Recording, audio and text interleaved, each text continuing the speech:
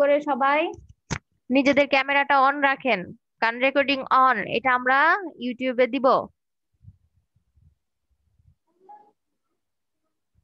Maximum camera off.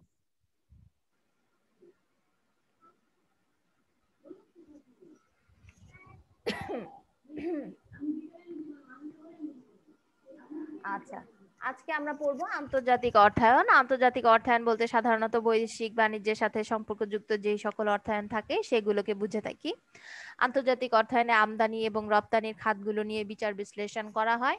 আর বাংলাদেশ প্রধানত আমদানি নির্ভর দেশ, এটি আন্ডারলাইন করে রাখো। ম্যাম এটা পড়ানো হয়ে গেছে। পড়ানো হয়ে গিয়েছিল। আচ্ছা, দেখো, মুনাফা অর্জনের উদ্দেশ্যে লাভ ক্ষতির ঝুঁকি নিয়ে গঠিত সংগঠনকে ব্যবসা প্রতিষ্ঠান বলা হয়ে থাকে। অর্থাৎ ব্যবসায়ের মূল উদ্দেশ্যই হচ্ছে আমাদের মুনাফা অর্জন। অবশ্যই আমাদেরকে মুনাফা অর্জনের উদ্দেশ্যে সকল কর্মকাণ্ড যেগুলো পরিচালিত হয়ে থাকে সেগুলো নিয়ে পরিচালনা করতে হবে। ঠিক আছে। ফলে ব্যবসা প্রতিষ্ঠান তার তহবিল সংগ্রহ ও বিনিয়োগের জন্য যে অর্থায়ন করে থাকে। আচ্ছা, ভিডিও তো হচ্ছে, ওকে, রেকর্ডিং হচ্ছে। হ্যাঁ, সংগ্রহ ও বিনিয়োগের জন্য যে অর্থায়ন প্রক্রিয়া ব্যবহার করা হয় সেটি হচ্ছে ব্যবসা অর্থায়ন। তার মানে কি, আমরা যেখানে অর্থায়ন করব অবশ্যই সেখানে আমাদের মূল উদ্দেশ্য কি হতে হবে? মুনাফা অর্জন। মুনাফা যদি অর্জিত না হয় তবে আমরা তাকে কি ব্যবসায় বলতে পারি না।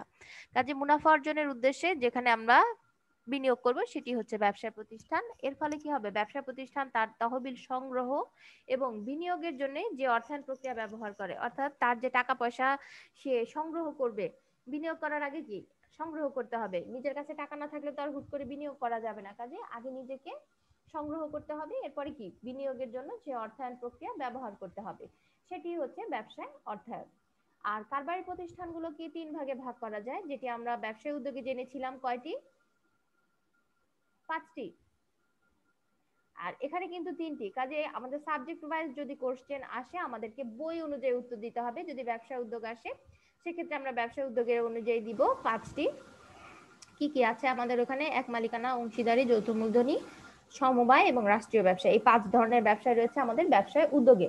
আর ফিনান্সে আমাদের যেটি দেওয়া আছে সেটি হচ্ছে 3 প্রকার, এক মালিকানা, অংশীদারি এবং যৌথ মূলধনী। বাকি দুইটা ওরা এখানে আনেনি। কাজে ফিনান্স অনুযায়ী যদি আমরা ফিনান্স বইয়ে কোশ্চেন আসে তখন আমরা কি দিব? 3টি। আবার 5টি দিব না, যে বলবো যে ম্যাডাম আমরা ব্যবসা উদ্যোগে 5টি শিখছি, 5টি দিব, ওটা ব্যবসা উদ্যোগের জন্য লিখবো। আর এখানে কি ফিনান্সের জন্য 3টি লিখবো আমরা। তাহলে ব্যবসা সংগঠনগুলো কি কি? কারবারি প্রতিষ্ঠানগুলো 3 ভাগে ভাগ করা হয়। আর ওখানে হচ্ছে গিয়ে কি ছিল আমাদের, ব্যবসায় সংগঠন কত প্রকার, আর এখানে হচ্ছে কারবারি প্রতিষ্ঠান।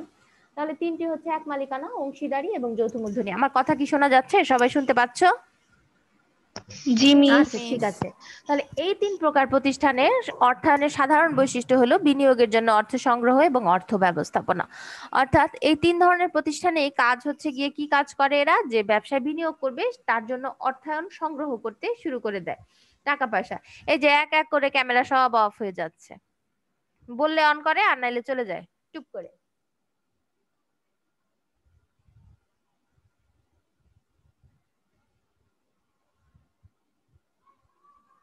আচ্ছা, যাই হোক, বাংলাদেশের সবচেয়ে জনপ্রিয় কারবারি প্রতিষ্ঠান সাধারণত ছোট প্রতিষ্ঠান যা এক মালিকানা অংশীদারি কারবার হিসেবে গঠিত। তা আমাদের দেশের যে প্রেক্ষাপট সেক্ষেত্রে এক মালিকানা ব্যবসাটি সবচেয়ে বেশি জনপ্রিয়। এটি ছোট এবং মূলধনের পরিমাণও কি খুবই কম।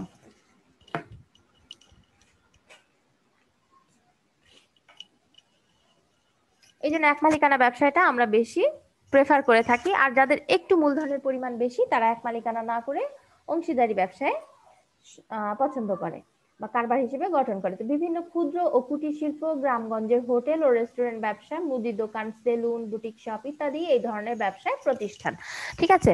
তাহলে ক্ষুদ্র মানে কম মূলধন নিয়ে আমরা যে ব্যবসাগুলো পরিচালনা করব সাধারণত সেগুলো এই ধরনের আওতায় পড়ে, এক মালিকানা বা অংশীদারি ব্যবসায়। বা গ্রামের যে হোটেলগুলো থাকে, রেস্টুরেন্ট, ইদানিং আশেপাশে ঢাকার আশেপাশে যে জায়গাগুলো ঘুরতে দেওয়ার জন্য সেখানে ছোট ছোট অনেক কি রেস্টুরেন্টে আরো চিহ্ন আবার কে দিল মাইশা। আচ্ছা, যাই হোক, এগুলো এক মালিকানা ব্যবসায় সাধারণত হয়ে থাকে। এক মালিকানা প্রতিষ্ঠানে লাভ হলে মালিক একাই ভোগ করে আর লোকসান হলে সে একাই বহন করে, এটা আমরা আগেও জেনেছি। এক মালিকানা ব্যবসায় লাভ ক্ষতি বিনিয়োগ যাই থাকুক না কেন সব মালিক একাই এগুলো বহন করবে। আর অংশীদারি ব্যবসার ক্ষেত্রে অংশীদারদের মধ্যে ঝুঁকি বন্টিত হয়। বন্টিত মানে হচ্ছে ভাগ ভাগ করে নেওয়া হয়, যে যতটুকু মূলধন বিনিয়োগ করবে সে আসলে ঠিক ততটুকুই ঝুঁকি বহন করবে। ঠিক আছে, তাহলে একজন অংশীদার অবশ্যই তার বিনিয়োগের উপরই ঝুঁকি বহন করবে। হ্যাঁ, কেউ কিছু প্রশ্ন করেছো?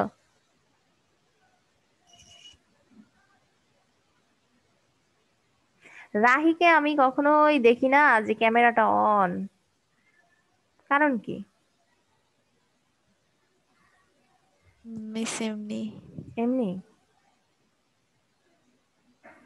এমনি কি কোনো কারণ হইতে পারে বলো দেখি, বাকি আর কে কে আছে?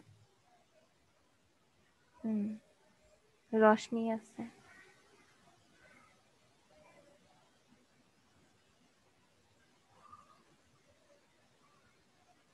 হুম, মিস আমি তো ক্যামেরা ওপেন করে রাখছি। হ্যাঁ দেখা যায়, দেখা যাচ্ছে রশনিকে। রশনি বোধহয় খুবই শরীর খারাপ, চোখ মুখ ফুলে গেছে। গরম পানির ভাপ নিও, ঠিক আছে? না আমি এখন ঠিক হয়ে গেছে, এখন ঠিক হলে কাশি দেয়। আচ্ছা আচ্ছা, গুড।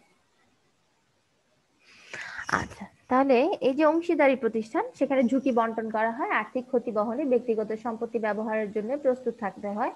অর্থাৎ যদি অংশীদারি ব্যবসা কখনো ক্ষতি হয়ে থাকে বা কোনো ধরনের ঝুঁকি থাকে, সেক্ষেত্রে কি অংশীদারকে ব্যক্তিগত সম্পদ থেকেও দিতে হতে পারে, এজন্য প্রস্তুত থাকতে হবে। এ ধরনের এক মালিকানা বা অংশীদারি ব্যবসা প্রতিষ্ঠানে তহবিল সংগ্রহের উৎস মালিকের নিজস্ব তহবিল হতে পারে। অর্থাৎ তহবিল কিভাবে সংগ্রহ করবে? মালিক তার নিজের টাকা দিয়ে দিতে পারে, অথবা আত্মীয় স্বজনের কাছ থেকে ঋণ নিতে পারে, অথবা ব্যাংক বা গ্রামে যারা ব্যবসা করে তারা মহাজনের কাছ থেকেও সুদের ভিত্তিতে ঋণ গ্রহণ করতে পারে। সুতরাং নিজস্ব তহবিল নিয়োগ করে এর যথাযোগ্য ব্যবহার নিশ্চিত করে মুনাফা অর্জন করাই হচ্ছে এই ধরনের প্রতিষ্ঠানের অর্থায়নের মূল উদ্দেশ্য। অর্থাৎ নিজস্ব তহবিল তো আমরা এখানে বিনিয়োগ করবই, তারপরও যদি এটি পর্যাপ্ত না হয় সেক্ষেত্রে আমরা কি করব? পর্যাপ্ত না হলে আমরা অন্য কোনো স্থান থেকে এগুলো নিব, বা আত্মীয় স্বজনের কাছ থেকে, ব্যাংক, আর্থিক প্রতিষ্ঠান যেটাই হোক না কেন সেই ধরনের প্রতিষ্ঠান থেকে আমরা ঋণ নিতে পারবো।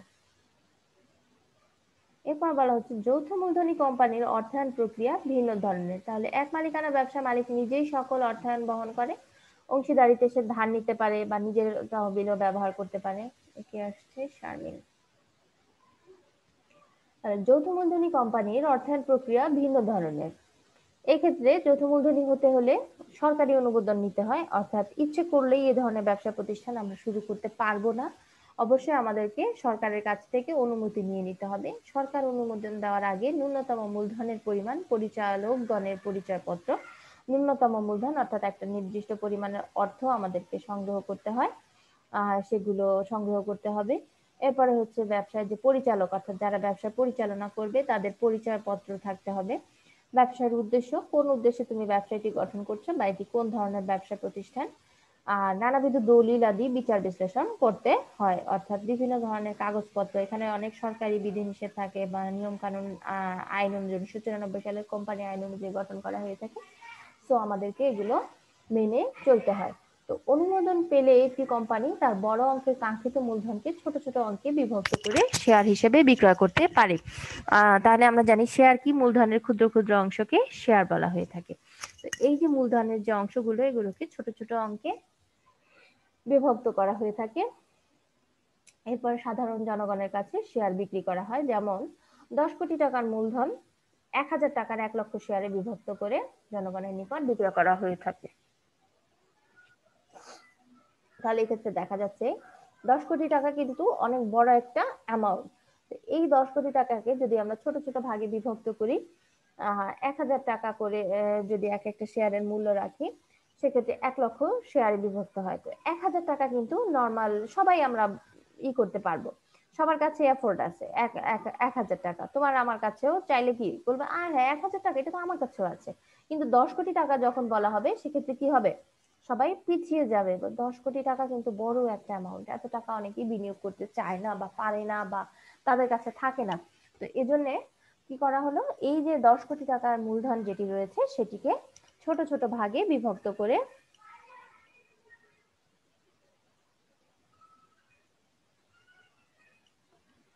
1000 টাকা করে ভাগ করা হলো।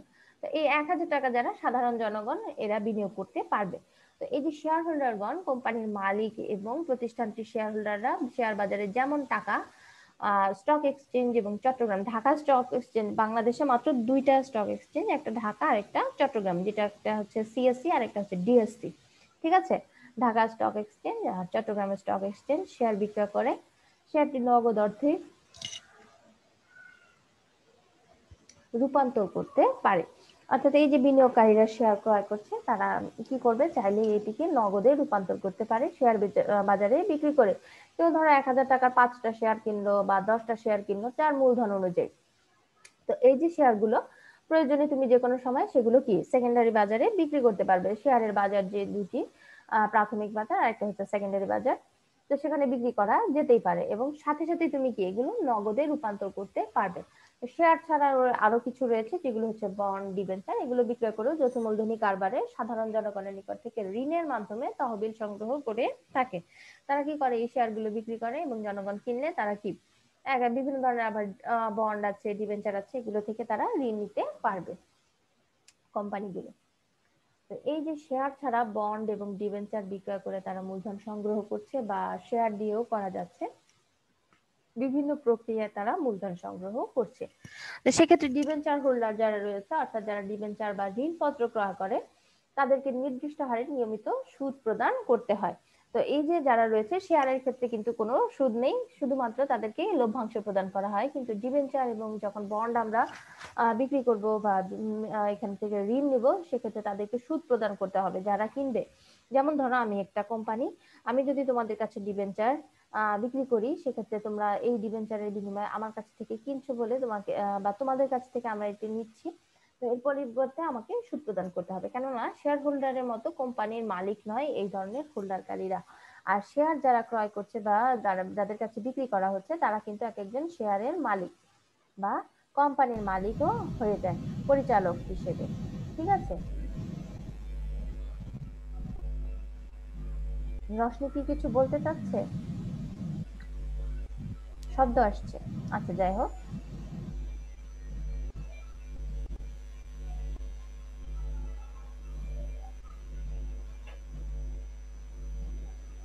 এখানে একটা কাজ আছে, দেখো পাঠ্যপুস্তকের উদাহরণগুলো অর্থায়নের মাধ্যমে অব্যবসায়ী প্রতিষ্ঠান, ব্যবসায়ী প্রতিষ্ঠান, সরকারি অর্থায়নের মধ্যে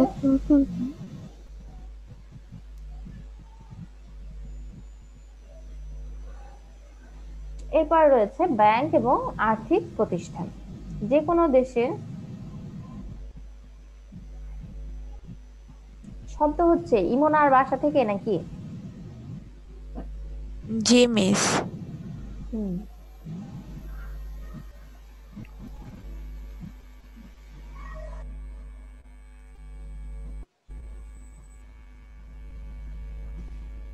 যে কোনো দেশের অর্থনৈতিক কর্মকাণ্ড সাধারণত সেই দেশের ব্যাংক এবং অন্যান্য আর্থিক প্রতিষ্ঠানকে কেন্দ্র করে আবর্তিত হয়। আবর্তিত মানে হচ্ছে একে কেন্দ্র করে গড়ে ওঠে।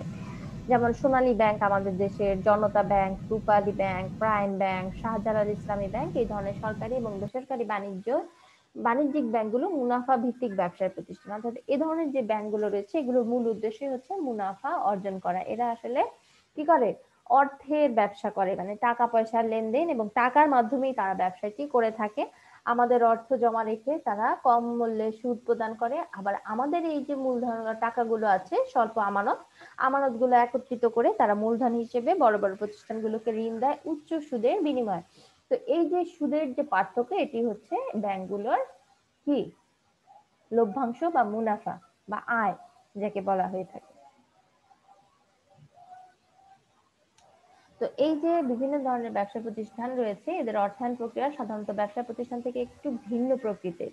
অর্থাৎ ব্যাংকগুলো যারা রয়েছে, ব্যাংক এবং আর্থিক প্রতিষ্ঠান, এরা কিন্তু অন্যান্য ব্যবসা প্রতিষ্ঠানের মতো নয়, এরা একটু ভিন্নধর্মী ব্যবসা পরিচালনা করে।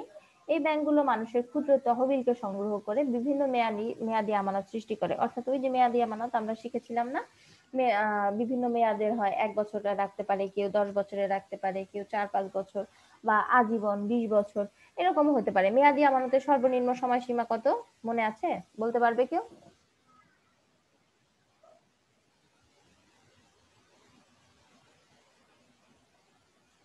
নাই? একজনও বলতে পারবো না, এখানে নাই। আমরা তো আগে পড়েছি পিছনের যে অধ্যায়গুলো, ব্যাংকিং অধ্যায়, সেখানে তো পড়েছিলাম 1 মাস। মেয়াদি আমানতে সর্বনিম্ন সময়সীমা সর্বনিম্ন 1 মাস থাকে, আর সর্বোচ্চ অনেক সময় থাকতে পারে, সেটার কোনো নির্দিষ্টতা নেই। তো এই যে তহবিল গুলো তারা সংগ্রহ করছে, বিভিন্ন আমানত গুলো বিভিন্ন মেয়াদে। এখন ধরো আমি 5 বছরের জন্য রেখেছি, তো ব্যাংক জানে আমি 5 বছরের আগে কি অর্থ উত্তোলন করব না, সে আমাকে নির্দিষ্ট পরিমাণ সুদ প্রদান করছে, আর আমার এই টাকাটা সে 10 বছরের জন্য অন্য কোনো বিনিয়োগকারীকে কি করেছে, বিনিয়োগ করে দিয়েছে ব্যবসা প্রতিষ্ঠানকে। সেক্ষেত্রে কি হলো, যে আমার টাকাটা আমি জানছি যে ব্যাংকে আছে, আসলে কিন্তু টাকা ব্যাংকে নেই, তারা এগুলো কি আবার নতুন ভাবে বিনিয়োগ করে। তো এই যে বিনিয়োগ যে প্রক্রিয়াগুলো রয়েছে, এগুলো ব্যাংকের ব্যবসায়। ঠিক আছে। তো মেয়াদি আমানত সৃষ্টি করে এবং আমানতকারীকে নির্দিষ্ট হারে সুদ প্রদান করে। অর্থাৎ এই যে 5 বছরের জন্য আমি টাকা রাখলাম, এর বিনিময়ে সে আমাকে কি করছে, সুদও প্রদান করছে। তো সুদ প্রদান করছে। আবার এই তহবিল থেকে ব্যাংকগুলো বিভিন্ন উদ্যোক্তাকে ঋণ প্রদান করে, যেটি আমি সহজ ভাষায় তোমাদেরকে প্রথমেই বলে দিয়েছি। আমাদের ক্ষুদ্র ক্ষুদ্র আমানত গুলোকে এরা একত্রিত করে কি করে, ব্যবসা প্রতিষ্ঠান বা বিনিয়োগকারীদেরকে ঋণ প্রদান করে থাকে। এছাড়াও ব্যক্তিগত বিভিন্ন প্রয়োজনে ব্যাংক থেকে ঋণ নেওয়া যায়। ধরো তুমি একটা ফ্ল্যাট কিনতে চাচ্ছ, বা গাড়ি কিনতে চাচ্ছ, বা বিভিন্ন একটা স্থায়ী সম্পদ, অনেকে ফ্রিজ কেনে, গ্রামে যারা থাকে তারা গরু কেনে, তারা এগুলো কি এক একটা সম্পদ। তো এই ধরনের সম্পদ ক্রয়ের জন্য আমরা অনেক সময় কি করে থাকি, বিভিন্ন ধরনের ঋণ নিয়ে থাকি। তো ব্যাংকের কাছ থেকে যে এই ঋণগুলো নিয়ে থাকি, সেগুলোই হচ্ছে ব্যাংকের ব্যবসা। তো এই ঋণের উপর ব্যাংক আবার নির্দিষ্ট হারে সুদ ধার্য করে। যারা ঋণ নিচ্ছে তাদের কাছ থেকে ব্যাংক সুদ নেয়, আর যারা আমানত রাখছে তাদেরকে ব্যাংক সুদ দেয়। কিন্তু ব্যাংক কর্তৃক ঋণ গ্রহীতার জন্য ধার্যকৃত সুদের হার আমানতকারীকে প্রদেয় সুদের হার অপেক্ষা বেশি হবে।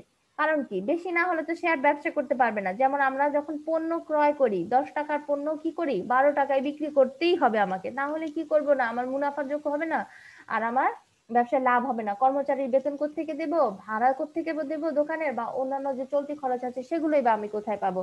এই জন্য আমাদেরকে কি করতে হয়, অবশ্যই মুনাফা যোগ করতে হয়। ব্যাংকও ঠিক একই কাজ করে, আমাদেরকে কম সুদ দিয়ে সে অধিক সুদে কি করে, বিনিয়োগকারীকে ঋণ প্রদান করে থাকে। এই যে সুদের যে পার্থক্য, এটাই হচ্ছে ব্যাংকের মুনাফা। তো বাণিজ্যিক ব্যাংক ছাড়া কিছু আর্থিক প্রতিষ্ঠানও দেশের অর্থনৈতিক কর্মকাণ্ডে গুরুত্বপূর্ণ ভূমিকা রাখে। বাংলাদেশের প্রেক্ষাপটে এমন কিছু প্রতিষ্ঠানের উদাহরণ দেওয়া যেতে পারে, যেমন এখানে বলা আছে ইনভেস্টমেন্ট কর্পোরেশন অফ বাংলাদেশ অর্থাৎ আইসিবি, আরেকটি রয়েছে বাংলাদেশ গৃহ নির্মাণ অর্থায়ন সংস্থা, বাংলাদেশ কৃষি ব্যাংক ইত্যাদি। এগুলো হচ্ছে বিশেষ কাজে ব্যবহৃত হয়ে থাকে। ঠিক আছে। তো এই আর্থিক প্রতিষ্ঠানগুলো বাংলাদেশের অর্থনীতির ভিন্ন ভিন্ন খাতের উন্নয়নে বিশেষ ভূমিকা পালন করে। অর্থাৎ অর্থনীতির ভিন্ন ভিন্ন খাত হচ্ছে এক একটা এক এক কাজে ব্যবহৃত হয়। যেমন গৃহ নির্মাণ অর্থায়ন সংস্থা কি, শুধুমাত্র বাড়িঘর করার জন্য ঋণ প্রদান করবে। এখন যদি তুমি গৃহ নির্মাণ অর্থায়নে যে বলো আমি গাড়ি কিনবো আমাকে ঋণ দেন, সে কিন্তু তোমাকে ঋণ দিবে না, কারণ তার কাজ হচ্ছে কি বাড়ি বানানোর জন্য ঋণ প্রদান করা। আর কৃষি ব্যাংক যারা রয়েছে, এরা শুধুমাত্র কৃষির উন্নয়নে ঋণ প্রদান করে। তো এই যে বিশেষ প্রয়োজনে গঠিত ব্যাংকগুলো বিশেষ কাজে ব্যবহৃত হয়ে থাকে। ঠিক আছে। তাহলে আমাদের অর্থায়নের শ্রেণী বিভাগগুলো মনে হয় আজকে শেষ হয়ে গেল। আমরা নেক্সটে কারবারি অর্থায়নের গুরুত্ব পড়ব। আজকের মতো ক্লাস এখানেই শেষ করে দিচ্ছি। আর প্রতিদিন ক্লাসে এসে বলতে হয় ক্যামেরা অন করো, ক্যামেরা অন করো, ব্যাপারটা ম্যাম লাগে না। হ্যাঁ।